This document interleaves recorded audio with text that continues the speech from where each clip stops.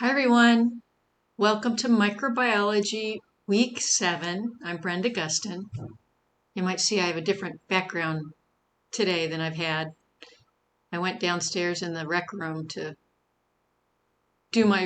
record my video because my dogs keep barking.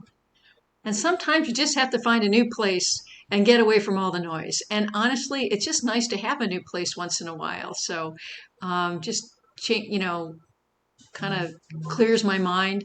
The other thing that I have found really helps me when I'm working on um, online stuff, because sometimes just being alone, you get distracted or you just don't feel real focused.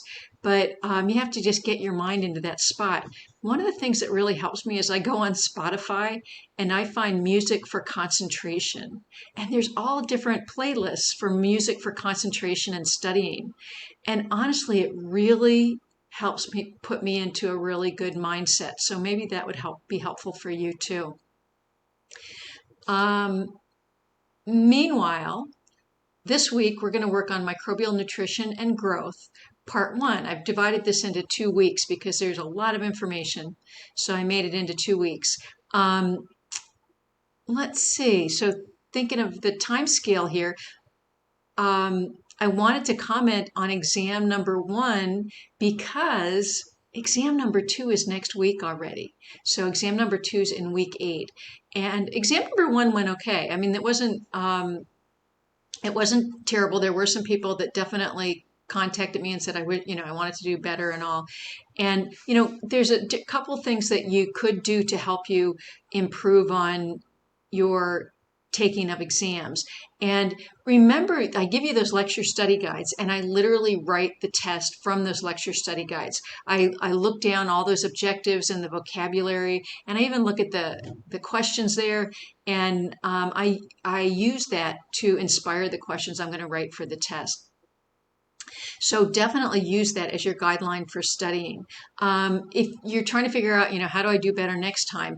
You definitely want to look at the test you took, exam number 1, and I never remember how to do it because I don't see it the same way you do. I think you go to quizzes and you find exam number 1, and then you can click on where I think it says attempt 1, and you click on that. And after the due date for that exam, which has now passed, you'll be able to click on that and see the questions that you got wrong. What I would recommend doing is look at what you got wrong. Is it like a big surprise, or is it something you never heard of? Go look in your notes. Is it in your notes? Did you not study for it? Or it was there, but it wasn't very clear, so you skipped over it. Like, what you want to do is you want to assess: is it my studying, my note taking, the amount of attention I paid while taking the test? Like, oh, I knew that. Why did I write that answer? So you've got to do a little bit of diagnostics there and figure out where you're going wrong. For most people, it simply is sitting down in a quiet place without the dogs barking, without the kids asking you for something or whatever's going on, and just finding that clarity of mind. Remember, when you study, you want to study over time. You don't want to try to study everything one day and take the test the next day, or study it the day you're taking the test. Sleeping helps solidify memories, and doing it multiple times. So studying, sleeping, studying, sleeping. And when I say sleeping, I mean overnight. I don't mean study, take a nap, study, take a nap. Okay. You need to talk a little bit more about studying, let me know. We do have tutors over at the Learning Commons. If you need someone to help you with microbiology, I'm sure they can. But I'm glad to help you too. So let me know if there's any topics that you're struggling with, or anything you think I can do to help.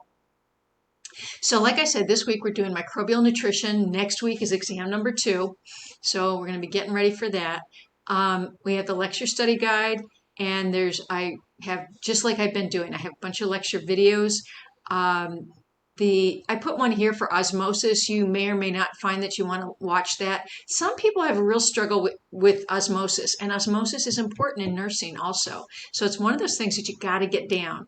And so I made a little extra video for people who are struggling with it. There's your adaptive learning lecture assignment and your lab.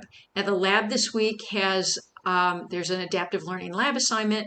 a few virtual labs, but there is not a lab quiz. So all your points are there with your virtual labs and your adaptive learning. So I'm around. Contact me if you need any help. Good luck this week and take care.